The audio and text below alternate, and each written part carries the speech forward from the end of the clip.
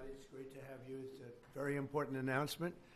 Very, very amazing, I think, for D.C., but even for the country, because it's, to me, a very big deal. I'd like to thank NFL Commissioner Roger Goodell, Washington Commanders owner Josh Harris, and Washington, D.C. Mayor Muriel Bowser, Secretary Scott Turner, Secretary Doug Burgum, and I see Howard Lutnick is here too, Commerce, and some others that if I could see past the press, I'd name you, but I can't. I'm pleased to reveal that the 2027 NFL Draft, that's a big thing, will be held right here in our nation's capital, Washington, D.C., on the National Mall, and you get a little glimpse of it.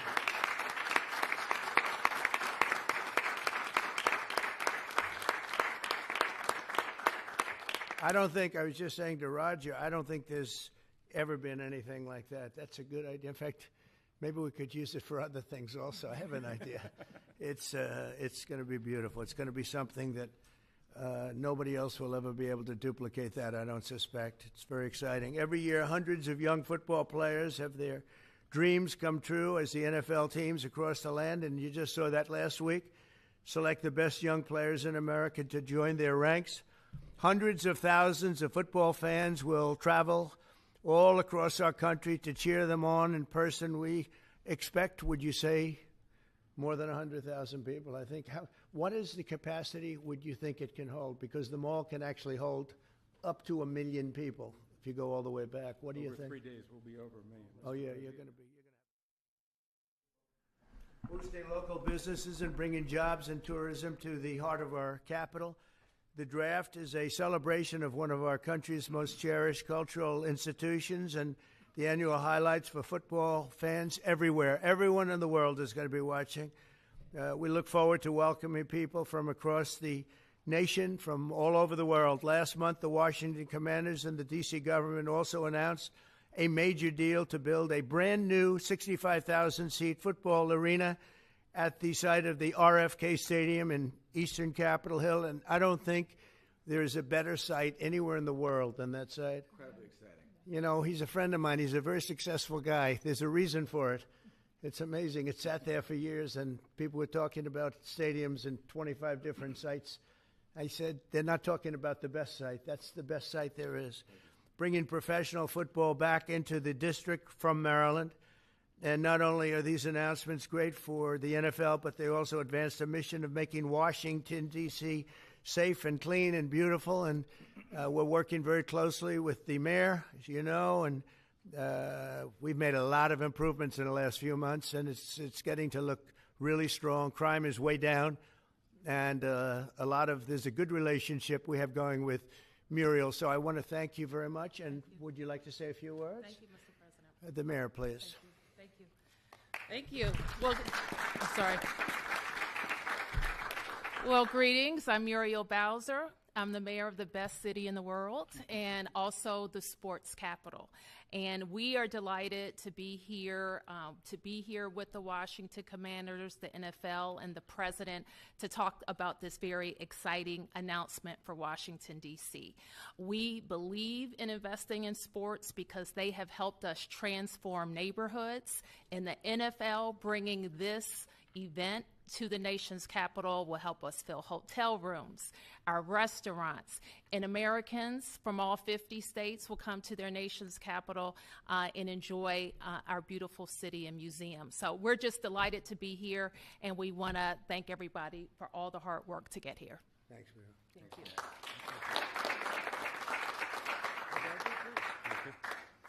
Well, Mr. President, thank you. We're honored to be here in the Oval Office, and to have you announce the 2027 NFL Draft is a special treat. So thank you for your support.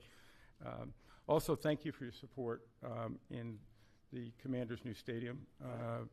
We agree it's going to be a great site. We think it's going to be great for our fans here, and it's great to come back home.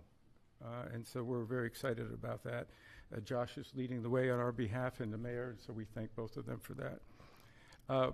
We also want to thank you because in the first term you helped us get a Canadian trade deal, which we want to make sure we note again and make sure you know. Canada does not like me too much. They gave a great American company a lot of money that you deserved, frankly. So. Thank you. The draft has really become one of the great entertainment and sports events. Just a week ago in Green Bay, we had over 600,000 people attend. The year before in Detroit, we had close to 800,000.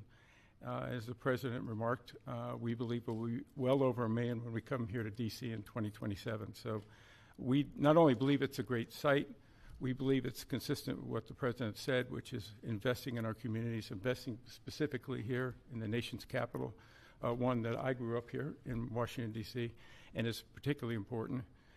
We think we can have a tremendous impact on this community, and it will not just be an event, it will be something that will show the world how far the nation's capital has come and where it's going. So we're very excited about that. And we thank everybody here. We thank you for your support. We know it's going to be a great event. And Mr. President, we thank you again. Thank you very much. You're welcome. Good luck with it. Yes, thank you. Thank you.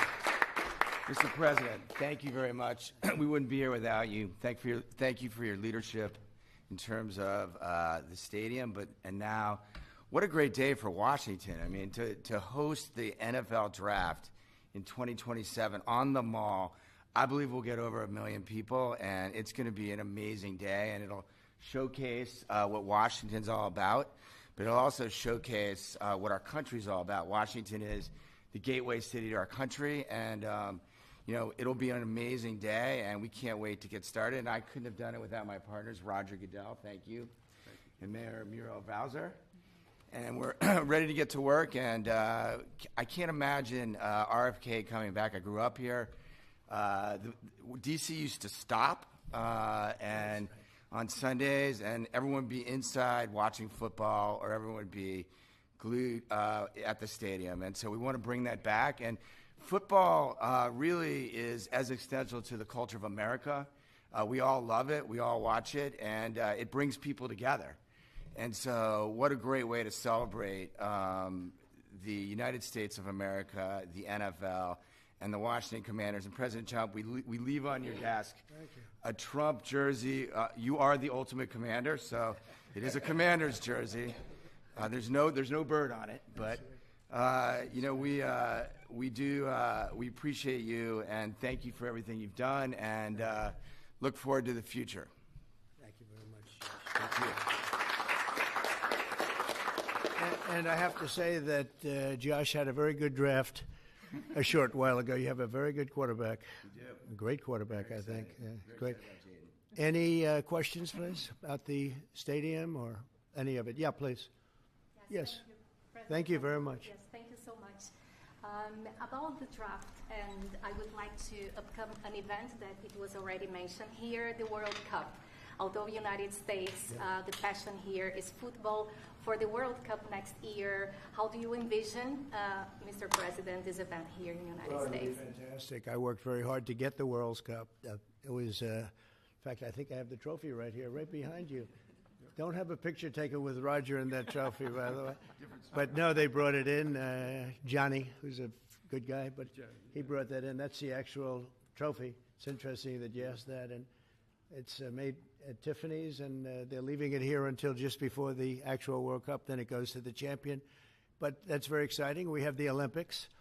So we have both of them. I worked very hard in getting both, and I said, I'm not going to be able to be there as president. And then a strange thing happened, and it turned out I became president not for the term that I was supposed to be. I became president while we have the Olympics and the World Cup, and we have something that maybe surpasses everything, the 250th anniversary of our country. So that's going to be great. That's going to be a very big event, a year-long event.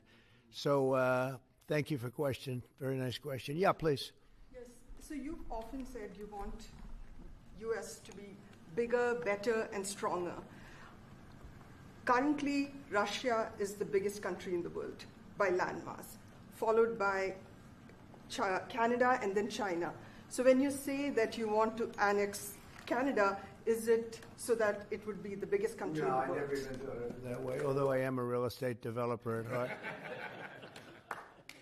I've never heard that question.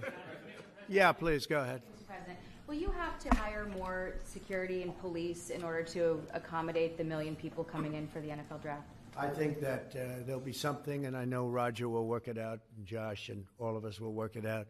It's such an honor to have that. I think it'll be great for everybody, great for our country. It'll be something very special. There's no scene like it. There's no site like it. My whole life was based on sites, locations, and as soon as I looked at that rendering, it's going to be beautiful. It's going to really be beautiful. You know, interestingly, I didn't know exactly where it's sat relative to the Capitol, but the stadium, if you go back, is right behind the Capitol, miles behind, but nevertheless visually right behind it. So it's going to be an architect's dream, whoever the architect is chosen, and the owner. It's going to be something special. I think it's going to be great for the area. Going to be, it will be top of the line. I know these people very well, and they only know about top of the line. And I would say that more will be put into the stadium than would be put into a identical stadium of a similar size. I think they're going to do a special, because of the importance of the location. I have no doubt they'll do a special job. Yeah, please. Can you explain a little bit about how you would implement tariffs on the film industry, kind of how that would work? Well, that's a different story, but our film industry has been decimated by other countries taking them out, and also by incompetence, like in Los Angeles. The governor is a grossly incompetent man. He's just allowed it to be taken away from, Hollywood. Hollywood doesn't do very much of that business. They have the nice sign and everything's good, but they don't do very much. A lot of it's been taken to other countries, and a big proportion. And I'm actually going to meet with some because, there's some advantages, I guess, and I'm not looking to hurt the industry. I want to help the industry. But they're given financing by other countries. They're given a lot of things, and the industry was decimated. If you look at how little is done in this country now, you think we were the ones. We used to do 100, not long ago, 100%. Now we do almost like very little. It's shocking. Are you in that business too? Because he's in so many businesses. You could explain it, but it's not a good situation. So we're going to meet with the industry. I want to make sure they're happy with it because we're all about jobs. That's all what it's very important. It's a big industry, but it's an industry now that's it's really left. It's abandoned the USA where it started, and we'll get it back. Yeah, please. Thanks, Mr. President. First, I just want to thank you for letting us in here. I'm with Zero Hedge, and the last administration banned us on social media, so we're really grateful to be in the White House. And this is not exactly sports related, but I've been dying to ask you this question for a long time, which is that 2.5 years ago, the Nord Stream pipeline blew up. Yeah. And despite what people like John Brennan and all the hawks said, you were one person who said Russia probably did not blow up its own pipeline. Yeah, if you can believe, they said Russia blew it up, yeah.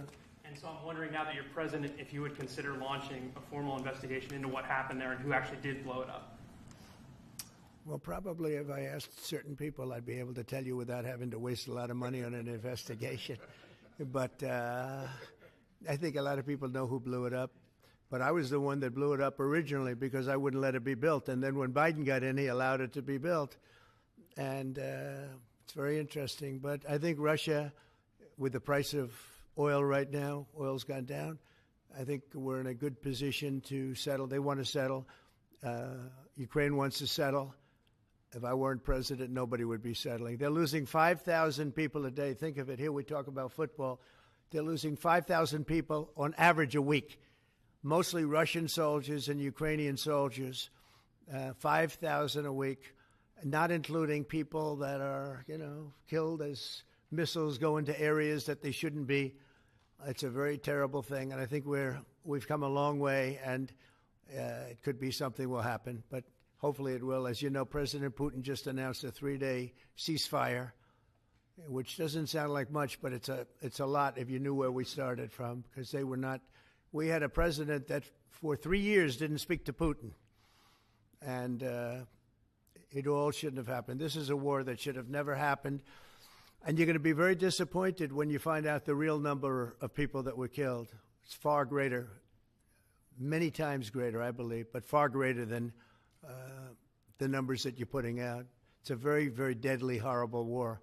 Okay? Yes, ma'am. Thank you, Mr. President. Some Catholics were not so happy about the image of you looking like the Pope Oh, I see. You mean they can't take a joke? You don't mean the Catholics. You mean the fake news media. Not the Catholics loved it. I had nothing to do with it. Somebody made up a picture of me dressed like the Pope, and they put it out on the internet. That's not me that did it. I have no idea where it came from. Maybe it was AI, but I know nothing about it. I just saw it last evening. Actually, my wife thought it was cute. She said, "Isn't that nice?" My question about Actually, I would not be able to be married, though. That would be a lot. I'd have to the best of my knowledge, popes aren't big on getting married, are they? Not that we know of. No. I think it's the fake news media that, they're fakers. My question, though, sir, was about the fact that it was put out on the White House account. Even though it was AI generated, it was a joke, it was a meme. Does it at all diminish the substance of the official White House account to have it go out on that particular channel? Give me a break. It was just somebody did it in fun. It's fine.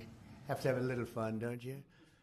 Yeah, please, go ahead. Tell me about the program that's just been introduced to give undocumented immigrants living in the United States About me? $1,000 to self-deport. Can you just tell us a little bit? Oh, the new program, yeah. We have millions of people that have come into this country illegally through an administration that didn't know what they were doing. They didn't have a clue. And now we find out officially they didn't because the president was incompetent, but I could have told you that before. And they've allowed millions and millions of people to pour in. Murderers, drug dealers, the biggest drug dealers in the world, actually. Terrorists come in, emptied prisons from many countries, not just South America, all over the world. They emptied their prisons into our beautiful USA. And to get that many people out, 21 million people we think the real number is, but let's say 3 million of them are serious criminals.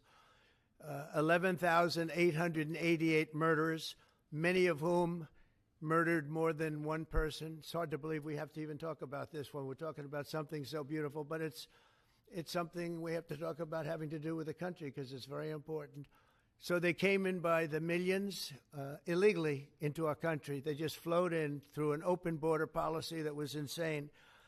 And what we've done is we've offered, you know the numbers, but because we're taking them out by the thousands, we're being obstructed.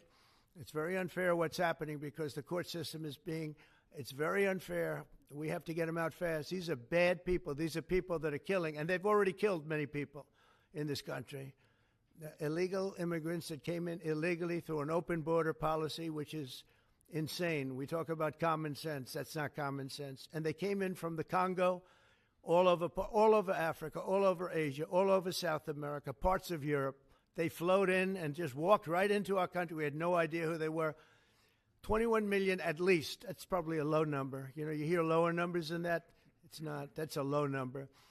But many are really serious criminals and terrorists and people from jails. They emptied out jails. Venezuela, their crime is down 72% because they took all the criminals off the streets and the gangs and they dumped them into our country.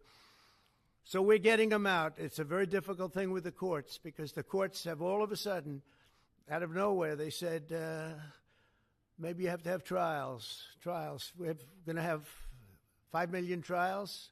Doesn't work. You wouldn't have a country left. But hopefully the Supreme Court will save it.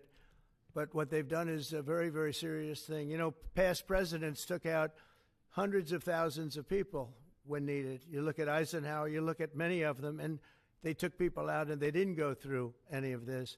But what we thought we'd do is a self-deport, where we're going to pay each one a certain amount of money, and we're going to get them a beautiful flight back to where they came from, and they have a period of time.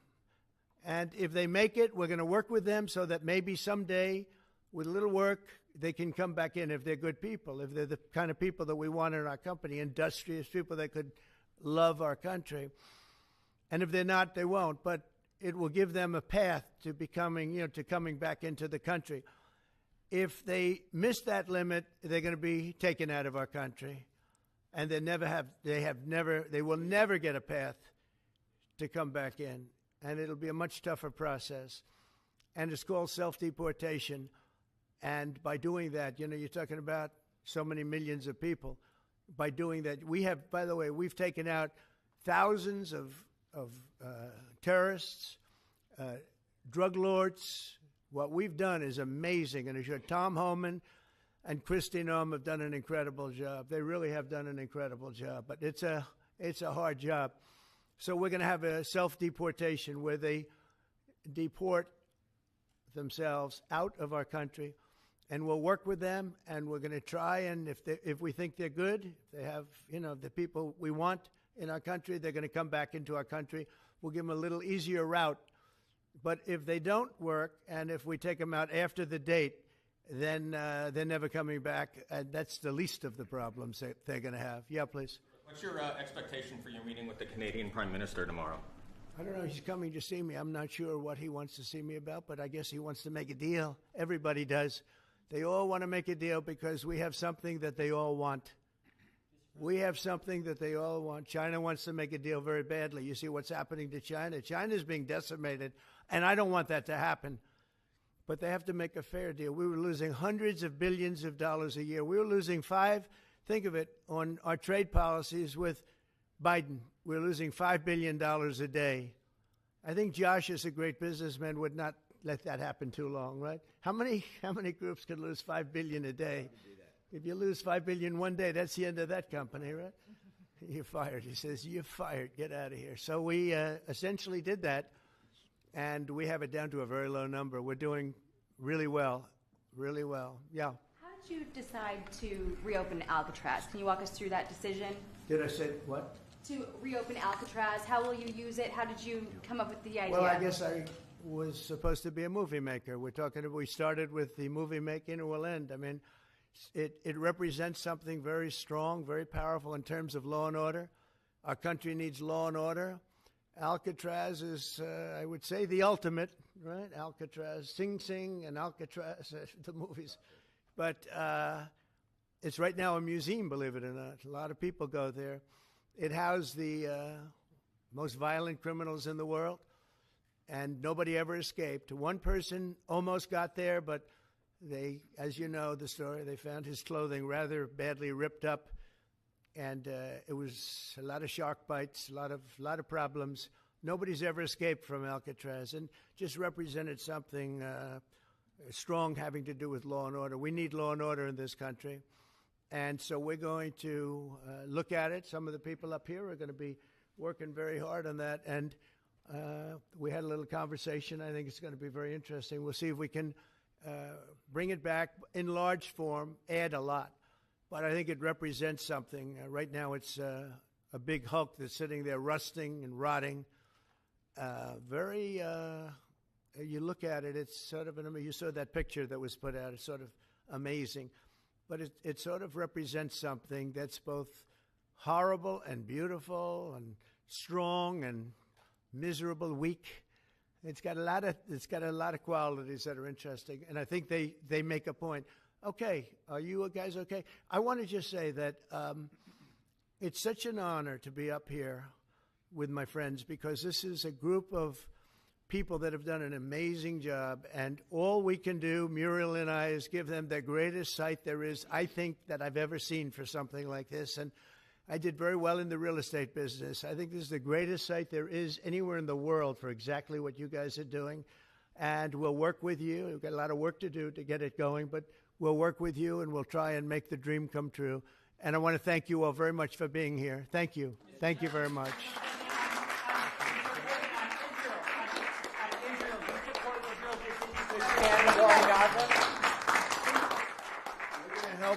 We're going to help the people of Gaza get some food. People are starving, and we're going to help them get some food. A lot of people are making it very, very bad. If you look, Hamas is making it impossible because they're taking everything that's brought in. But we're going to help the people of Gaza because they're being treated very badly by Hamas. Thank you very much. Thank you, Roger. Thank you, everyone.